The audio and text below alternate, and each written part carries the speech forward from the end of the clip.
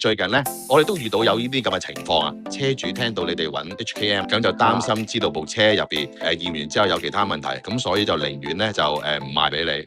係，傅生你好啊，我係 HKM 香港驗車姓朱噶。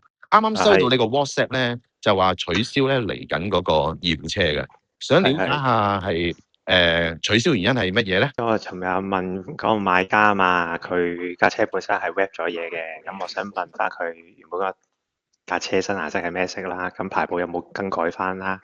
但係見佢成晚都冇再覆我啦，咁我就上翻原本喺個28卡個網嗰度係睇到一架車就已經標示咗話已售啦。我啱啱再 WhatsApp 翻問翻個買家，你係咪已經賣咗啊？如果係嘅，你話聲我知，咁我先可以去取消翻嗰個驗車服務啊嘛。傅生都要提翻你，因為其實最近咧，我哋都遇到有呢啲咁嘅情況啊。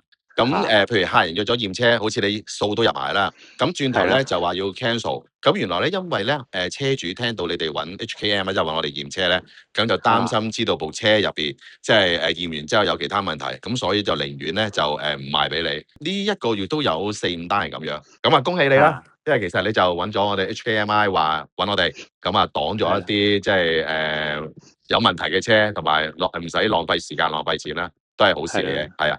咁唔緊要，你嚟緊如果下次再需要約驗車咧，咁你通知翻我哋。多謝晒傅生，唔該晒你，好，拜拜。揀車重要，揀驗車公司更重要。